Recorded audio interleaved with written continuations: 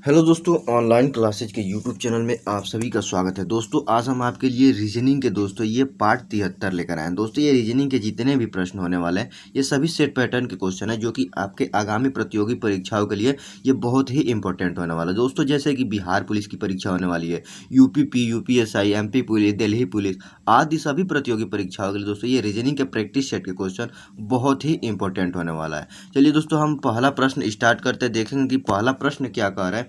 प्रश्न कह रहा है कि निम्नलिखित प्रश्न में लुप्त संख्या ज्ञात करें। देखिए यहाँ पे डी, ओ और जी दिया है और इसका संबंध कैसे बना दिया है, जेड से बना दिया है। उसी प्रकार यहाँ पे दिया है सी ए टी, तो कैट का तो संबंध बनाना है दोस्तों। यहाँ पे क्वेश्चन मार्क दिया हमको उसी से बनाना है। देखिए क्वेश्चन दोस्तों एसएससी एग्जाम 2012 में पूछी गई प्रश्न है, इसीलिए क्वेश्चन बहुत ही इंपॉर्टेंट है। हम आपको बताएं सभी क्वेश्चन प्रीवियस ईयर के क्वेश्चन है जो कि आगामी प्रतियोगी परीक्षाओं के लिए महत्वपूर्ण होने वाली है। चलिए हम देखते हैं कि यहाँ पे डी ओ जी का संबंध यहाँ पे जेड से कैसे बना रहा है। ठीक, तो हम देखेंगे यहाँ पे कि डी कितने नंबर पे आता है। तो दोस्तों डी जो है अंग्रेजी के वर्णमाला नंबर कितने नंबर पे आता है, तो ये 4 नंबर पे आता है। ठीक, उसी प्रकार यहाँ पे ओ है दोस्तों, तो ये ओ जो है अंग्रेजी वर्णमाला के कितने नंबर पे आता है, तो ये 15 नंबर पे आता है। कितने नंबर पे, 15 नंबर पे आता है और बीच में यहाँ पे प्लस लगा देंगे। उसी प्रकार यहाँ पे जी जो है ये अंग्रेजी वर्णमाला के 7 नंबर पे आता है। कितने, 7वें नंबर पे आता है। अब इन सभी को जोड़ेंगे आपस में। देखिए देखिए क्या करेंगे, यहाँ पे 4 और 15 जोड़ेंगे तो कितना हो जाएगा, 19 हो जाएगा।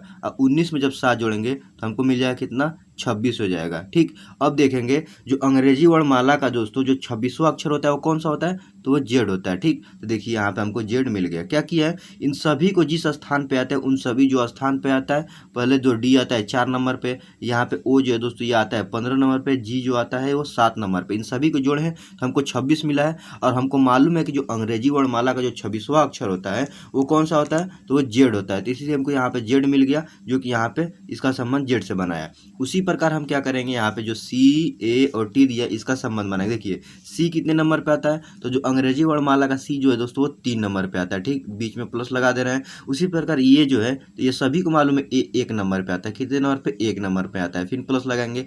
और ये जो टी है ये टी अंग्रेजी वर्णमाला के 20वें नंबर पे आता है। कितने नंबर पे, 20 नंबर पे। अब सभी को जोड़िए, देखिए 20 में 1 जोड़ेंगे तो 21 और 21 में ये 3 जोड़ेंगे तो हमको मिलेगा 24 मिलेगा। कितना, 24। और हमको मालूम है कि अंग्रेजी वर्णमाला का जो 24वां अक्षर होता है दोस्तों, 24वां वर्ड जो होता है वो एक्स होता है। क्या होता है, एक्स। तो यहाँ पे क्वेश्चन मार्क जब क्या भरी जाएगी, एक्स भरी जाएगी। देखेंगे किस ऑप्शन में एक्स दिया हो। देखिए ऑप्शन नंबर ए में एक्स दिया है जो कि यही ऑप्शन सही हो जाएगा। आशा करते दोस्तों ये क्वेश्चन आप बहुत अच्छे से समझ गए होंगे। ये सभी क्वेश्चन दोस्तों सेट पैटर्न के क्वेश्चन है जो कि आगामी प्रतियोगी परीक्षाओं के लिए इंपॉर्टेंट होने वाला है। चलिए हम दूसरे क्वेश्चन को देखते हैं कि दूसरा क्वेश्चन क्या कर रहा है कि निम्नलिखित प्रश्न में लुप्त संख्या ज्ञात करें। देखिए यहाँ पे क्या दिया है, 2 दिया है, 2 का संबंध 4 से बना दिया है। उसी प्रकार यहाँ पे 4 है और 4 का संबंध किससे बना दिया, 16 से बना दिया है। उसी प्रकार 16 दिया है जो इस 16 का संबंध क्वेश्चन मार्क से यहाँ पे बनाना है। और उसके बाद दोस्तों जो उसका संबंध होगा यहाँ पे 65,536 से बनाएगा। यह भी क्वेश्चन दोस्तों एसएससी ग्रेजुएट लेवल एग्जाम 2014 में पूछा गया प्रश्न है। चलिए हम इसको हल करते हैं कि कैसे ये हल होगा। देखेंगे यहाँ पे 2 है दोस्तों, तो 2 के बाद यहाँ पे 4 कैसे लाया है। ठीक है, तो दोस्तों हम क्या करें, 2 का अगर हम स्क्वायर कर दें, 2 का अगर स्क्वायर कर देंगे तो हमको अगला वाला संख्या ये 4 मिल जाएगा। ठीक, अब हमको ये 4 मिल गया, यहाँ पे क्या मिल गया, 4। अब हम क्या करेंगे दोस्तों, यहाँ पे 4 का स्क्वायर कर देंगे, इसका इस 4 का स्क्वायर कर देंगे, इसका स्क्वायर करेंगे तो हमको कितना मिल जाएगा, 4 का स्क्वायर करेंगे तो हमको मिल जाएगा 16 मिल जाएगा। देखिए उसका अगला संख्या 16 मिल गया। जिस प्रकार इस 2 का स्क्वायर किया तो हमको यहाँ पे 4 मिल गया, फिर इस 4 का स्क्वायर किया तो हमको यहाँ पे 16 मिल गया। अब ये 16 मिल गया दोस्तों, तो हम इस 16 का स्क्वायर करेंगे। जब इस 16 का स्क्वायर करेंगे तो 16 का स्क्वायर का मान कितना होता है दोस्तों, तो 16 का स्क्वायर का मान होता है 256 होता है। कितना, 256 होता है। यहाँ पे देखिए 256 मिल गया। तो यहाँ पे क्वेश्चन मार्क जब क्या भरी जाएगी, यहाँ पे भरी जाएगी 256। यहाँ पे भर दे रहे हैं 256। ठीक, यहाँ पे 256 मिल गया। अब दोस्तों इस 256 का फिर स्क्वायर करेंगे। यहाँ पे 200 जब 56 का हम स्क्वायर करेंगे तो 256 का स्क्वायर का मान दोस्तों होता है हमारा 65,536 होता है। जो कि दोस्तों ये देखिए यहाँ पे 65,536 दिया है जो कि यहाँ पे ये है। तो हम देखेंगे क्वेश्चन मार्क जब क्या आया है, तो क्वेश्चन मार्क जहाँ पे 256 आया है तो देखेंगे ऑप्शन नंबर बी में 256 दिया है जो कि यही ऑप्शन सही हो जाएगा। आशा करते हैं दोस्तों ये क्वेश्चन आप समझ गए होंगे। इस क्वेश्चन क्या किया, मान लीजिए यहाँ पे 2 दिया है तो 2 का गुणा दोस्तों 2 से किया है तो यहाँ पे 4 हो गया, फिर 4 को दोस्तों 4 से गुणा किया तो 16 हो गया, फिर 16 को 16 से गुणा किया दोस्तों यहाँ पे 256 आ गया। यहाँ पे 256 256 आ गया। फिर 256 को 256 से गुणा करेंगे तो यहाँ पे 65,536 आ जाएगा। तो हम क्वेश्चन में यहाँ पे 256 लाए हैं, तो इसीलिए ऑप्शन बी में 256 दिया, जो कि यही ऑप्शन सही हो जाएगा। एसएससी ग्रेजुएट लेवल एग्जाम 2014 में पूछा गया प्रश्न है। चलिए दोस्तों, तीसरा क्वेश्चन को देखते हैं कि अगला ये क्वेश्चन कह क्या रहा है। कह रहा है कि यदि CASUAL कैजुअल को SACLAU कोड में लिखा जाता है तो MATRIC मैट्रिक का कोड क्या होगा। ये question SSC graduate level exam 2014 में पूछा गया प्रश्न है। तो देखिए हम इसको कैसे हल करते हैं। सबसे पहले देखेंगे यहाँ पे कैजुअल का संबंध यहाँ पे इससे कैसे बना रहा है। सबसे पहले हम यहाँ पे कैजुअल को लिख लेंगे। यहाँ पे लिखेंगे CA, उसके बाद यस दिया है, उसके बाद U, उसके बाद A और L दे दिया। देखिए यहाँ पे A दे दिया और उसके नीचे इसको लिखेंगे। क्या लिखेंगे यहाँ पे लिखेंगे S, उसके बाद A, उसके बाद C, उसके बाद L, उसके बाद A और यहाँ पे U लिख देंगे। क्या लिख देंगे? U लिख देंगे। अब देखिए इसका संबंध कैसे बनाया। यहाँ पे C है तो इसको इधर क्रॉस कर दिया, देखिए यहाँ पे C मिल गया। उसी प्रकार यहाँ पे यस है तो इसको इधर क्रॉस किया तो यहाँ पे S भी मिल गया, और यहाँ पे A डायरेक्ट इसको सीधे सीधे क्रॉस कर दिया तो हमको यहाँ पे A मिल गया।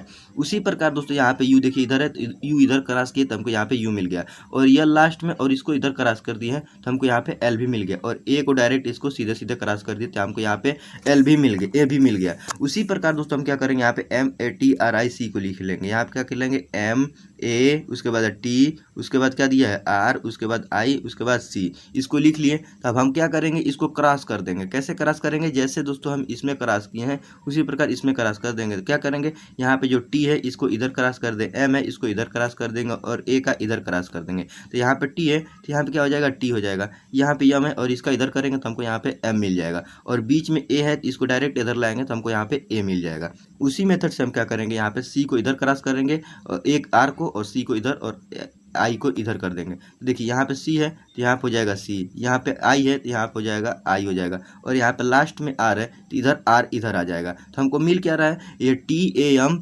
उसके बाद CIR। देखिए यहाँ पे TAM और CIR, यहाँ पे ऑप्शन नंबर C में मिल जा रहा है, तो इसीलिए हम कहेंगे कि ऑप्शन नंबर जो ये C है ये बिल्कुल सही हो जाएगा। आशा करते हैं दोस्तों ये भी क्वेश्चन आप समझ गए होंगे। चलिए चौथा क्वेश्चन को देखते हैं कि चौथा क्वेश्चन क्या कह रहा है। कह रहा है कि दी गई आकृति में घनों की संख्या कितनी है। ठीक, देखिए इसमें आकृति जो बनाया दोस्तों, इसमें पूछ रहा है कि घनों की संख्या कितनी है, उसी को हमको ज्ञात करना है। तो इसको कैसे ज्ञात करेंगे, देखिए सबसे पहले इसको ध्यान से देखिए। यहाँ पे एक ये घन है, ये पूरा दोस्तों यहाँ पे जो है ये एक घन आता है। क्या आता है, एक घन आता है। ये यहाँ पे एक घन ये हो जाएगा। उसी प्रकार यहाँ पे दूसरा देखिए, यहाँ पे लेकर यहाँ तक ये कितना घन है, यहाँ पे एक घन ये हो जा रहा है। उसके बाद दोस्तों यहाँ पे एक घन ये हो जा रहा है, मतलब एक ये मतलब कि ये दो घन हो जा रहा है। कितना घन हो जा रहा है, देखिए ये वाला कितना घन है, एक घन है। उसी प्रकार यहाँ पे मान लीजिए एक यहाँ पे और एक यहाँ पे, दो। और दोस्तों ये जिसके नीचे एक है, ये मतलब जिसके नीचे ऊपर ये रखा गया है उसके नीचे एक घन है, तो ये कितना घन हो जाएगा, तीन घन हो जाएगा। उसी प्रकार देखिए यहाँ पे एक घन, दो घन और ये तीन घन, और ये जिसके नीचे है उसके नीचे एक घन तो चार, और ये जिसके नीचे घन है उसके नीचे एक रहेगा तो वो चार, और ये दोस्तों पाँच, और ये ये जो नीचे है उसके नीचे एक घन है तो हो जाएगा छः, मतलब कि टोटल ये 6 हो जाएगा। तो हम इन सभी को जोड़ेंगे, 6 3 9 1 10 हो जा रहा है। कितना, 10 हो जा रहा है। ठीक, तो इसका आंसर जो होगा वो 10 हो जाएगा। इसका एक और मेथड है, उसको कैसे हल करेंगे, देखिए सबसे पहले ऊपर से गिनना स्टार्ट करेंगे। इधर कितना घन है, तो एक घन है। अब यहाँ से गिनिए 1 2 3, मतलब कि इससे स्टार्ट करेंगे तो इसके ऊपर जितने उन सभी को ले लेंगे। यहाँ पे एक हो जाएगा, दो हो जाएगा, और एक ऊपर ये 3, तो यहाँ पे 3 हो जाएगा। फिर जब इसको गिनती करेंगे तो यहाँ पे देखिए 1 2 3, और इसके ऊपर जितने लिख लेंगे 2 3 4 और 5, और एक नीचे जो है वो 6, मतलब कि यहाँ पूरा जो हो रहा है 6 हो जा रहा है। तो इन सभी को जोड़ेंगे, देखिए 6 3 9, और 9 में एक जोड़ेंगे तो कितना हो जाएगा, 10 हो जाएगा। तो इस आकृति में टोटल घनों की संख्या 10 है, तो इसीलिए ऑप्शन बी में 10 दिया है, जो कि यही ऑप्शन सही हो जाएगा। ये question SSC graduate level exam 2016 में पूछा गया प्रश्न है। चलिए अगला क्वेश्चन, पांचवा क्वेश्चन को देखते हैं। कह रहा है कि निम्नलिखित प्रश्न में एक घन की 4 स्थितियां दर्शाई गई हैं। क्या दर्शाई गई हैं, 4 स्थितियां दर्शाई गई है।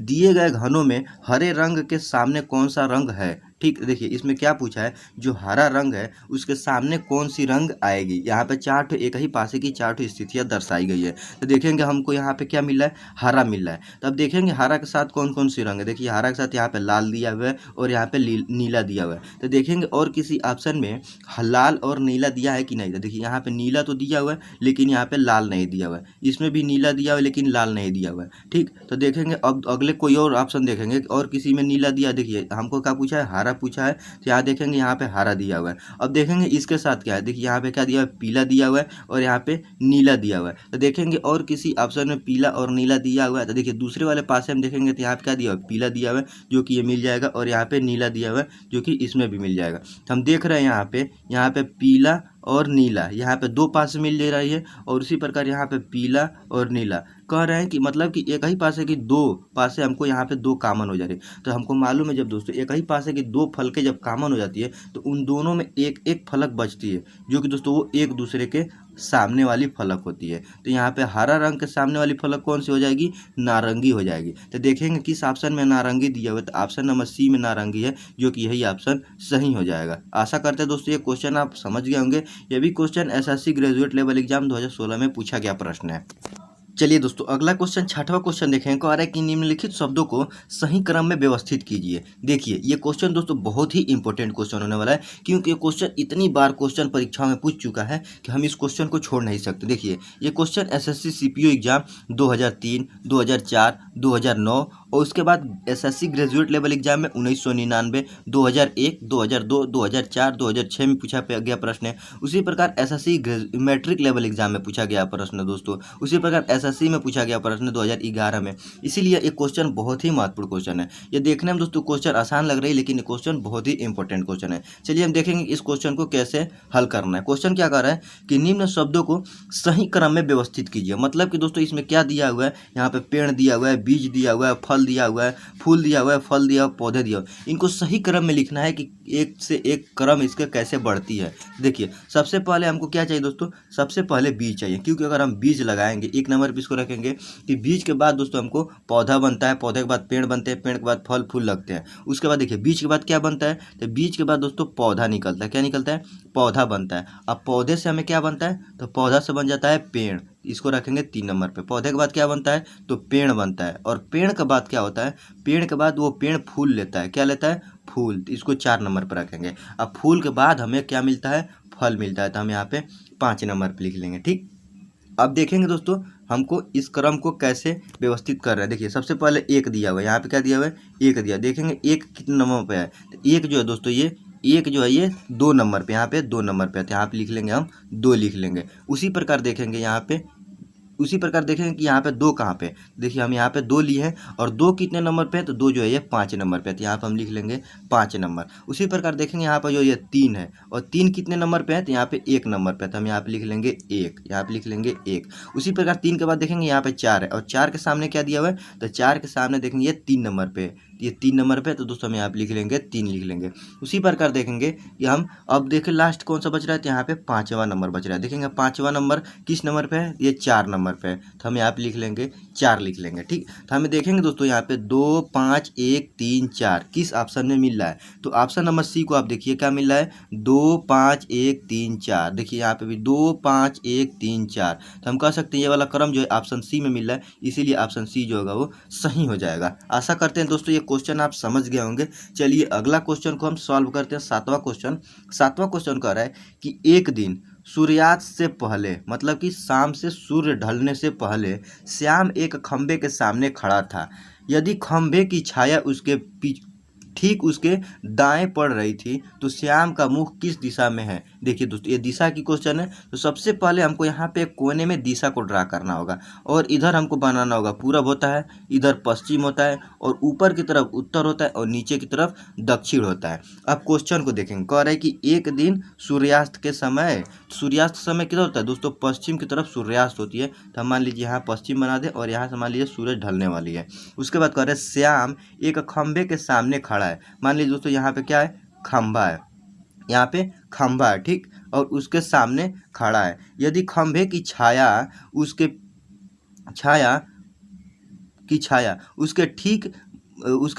उसके ठीक दाएं पड़ रही है। ठीक, अगर मान लीजिए दोस्तों यहाँ पे लड़का है और इसका जो ये खंबे का छाया इधर पड़ रहा है, तो लड़का का जब इधर मुंह होगा तो लड़का का हाथ इधर दायां होगा, तो इधर क्या पड़ेगा, दायां पड़ेगा। ठीक, तो क्वेश्चन कह रहा है कि खंबे की छाया ठीक उसके दाएं पड़ रही थी, तो श्याम का मुख किस दिशा में था। देखिए उसका मुख दोस्तों इधर है, उसका मुंह किधर है, ऊपर की तरफ। यहाँ ऊपर क्या दिया, उत्तर दिया, तो उसका मुंह जो हो जाएगा उत्तर दिशा की तरफ हो जाएगा। क्या हो जाएगा, उत्तर दिशा की ओर। क्यों, क्योंकि जब दोस्तों यहाँ सूरज से जब रोशनी पड़ेगी इधर से, तो यहाँ पे खंभा रहेगा और खंभा की छाया इधर पड़ेगा, और खंभा की छाया जब इधर पड़ेगा तो जब यहाँ पे जो ये श्याम खड़ा होगा तो इसका जब ये दाएं तरफ इधर पड़ रहा है, दाया इधर है, तो दाया ही दोस्तों एक छाया पड़ रहा है। तो जब इधर मुंह रहेगा इसका तभी तो इधर दाया होगा। तो इधर कौन सा मुंह पड़ रहा है, तो उत्तर की ओर पड़ रहा है, तो इसलिए ऑप्शन सी में उत्तर दिया, जो कि यही सही हो जाएगा। चलिए अगला क्वेश्चन देखेंगे। 8वां क्वेश्चन क्या कह रहा है, कह रहा है कि निम्न आकृति में कितने त्रिभुज हैं। ठीक, यहाँ पे आकृति दी गई है और इसमें त्रिभुजों की संख्या हमको ज्ञात करने के लिए कह रहा है। तो इसका त्रिभुज कैसे ज्ञात करेंगे, देखिए सबसे पहले क्या करेंगे, बाहरी कोने वाली संख्या हमको इसको ज्ञात करना है। इस प्रकार के क्वेश्चन को दोस्तों हम कैसे ज्ञात करें, सबसे पहले यहाँ पे लिखेंगे 1 और यहाँ पे 2, और इन दोनों को आपस में जोड़ लेंगे। 1 और 2 कितना हो जाएगा, तो 3 हो जाएगा। कैसे हम 3 लिखे हैं दोस्तों, इसमें मतलब कि 3 त्रिभुज हो रहा है। देखिए यहाँ पे एक त्रिभुज ए वाला हो जाएगा, ये वाला एक त्रिभुज हो जाएगा 2, और एक पूरा ये त्रिभुज ले लेंगे तो 3 त्रिभुज हो जाएगा। कितना, 3 त्रिभुज। उसी प्रकार यहाँ पे देखिए 1 और 2, इन दोनों को आपस में जोड़ेंगे तो कितना हो जाएगा, 3 हो जाएगा, जिस प्रकार इसमें 3 बताए हैं। उसी प्रकार यहाँ पे 1 और 2, और इन दोनों को जोड़ेंगे, 1 और 2 कितना हो जाएगा, 3 हो जाएगा। तो यहाँ पे हो जाएगा 3। तो देखिए 3 3 6 3 9, कितना हो गया, 9 हो गया। अब यहाँ पे देखेंगे, यहाँ पे बीच वाले में एक त्रिभुज बन रहा है, तो यहाँ पे +1 कर देंगे, एक ये हो गया। उसके बाद यहाँ पे एक सबसे बड़ा वाला ले लेंगे त्रिभुज, ये मिल रहा है, तो यहाँ पे +1 करेंगे। अब इस सभी को जोड़ेंगे, देखिए 9 1 10 और 10 1 11, तो टोटल त्रिभुजों की संख्या हमको 11 मिल रही है। तो ऑप्शन नंबर डी में 11 दिया, जो कि यही ऑप्शन सही हो जाएगा।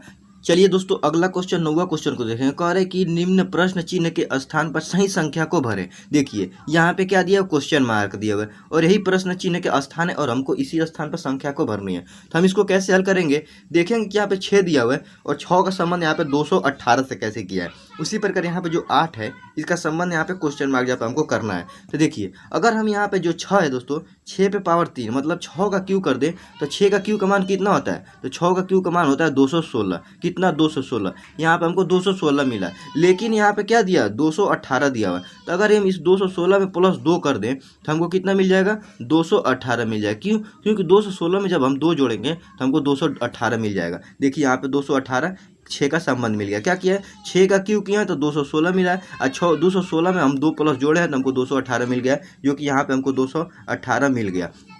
अब इसी मेथड से हम क्या करेंगे, यहाँ पे 8 लेंगे और 8 का क्यूब करेंगे, 8 का क्यूब करेंगे। तो 8 का क्यूब का मान कितना होता है दोस्तों, तो 8 का क्यूब का मान होता है 512 होता है। कितना, 512। लेकिन दोस्तों इसमें हम +2 किए थे तो हम इसमें भी +2 करेंगे। जब 512 में +2 करेंगे तो कितना हो जाएगा, 514 हो जाएगा। 512 में जब 2 जोड़ेंगे तो 514 मिल जाएगा। तो यहाँ पे क्वेश्चन मार्क जब क्या भरेंगे, 514 भरेंगे। देखेंगे किस ऑप्शन में 514 दिया, तो देखिए ऑप्शन नंबर बी को अगर आप देखेंगे तो 514 दिया, जो कि यही ऑप्शन सही हो जाएगा। आशा करते हैं दोस्तों ये क्वेश्चन आप समझ गए होंगे। अगला क्वेश्चन 10वां को देखेंगे। कह रहा है कि निम्नलिखित प्रश्न में प्रश्न चिन्ह के स्थान पर सही संख्या को चुने। देखिए यहाँ पे 49 दिया हुआ है और 49 का संबंध यहाँ पे 343 से बना है। उसी प्रकार यहाँ पे 64 दिया है और 64 का संबंध यहाँ पे क्या दिया हुआ है, तो क्वेश्चन मार्क दिया, जिसको हमको यही ज्ञात करना है। तो इसको कैसे ज्ञात करेंगे, देखिए यहाँ पे 49 है, 49 किसका मान है, तो 7 का स्क्वायर का मान है। कितना मान है, 7 का स्क्वायर का मान। जब 7 का हम स्क्वायर करेंगे तो हमको यहाँ पे 49 मिल जाएगा। फिर उसी प्रकार यहाँ पे जब हम 7 का क्यूब करेंगे, 7 पे पावर 3 करेंगे,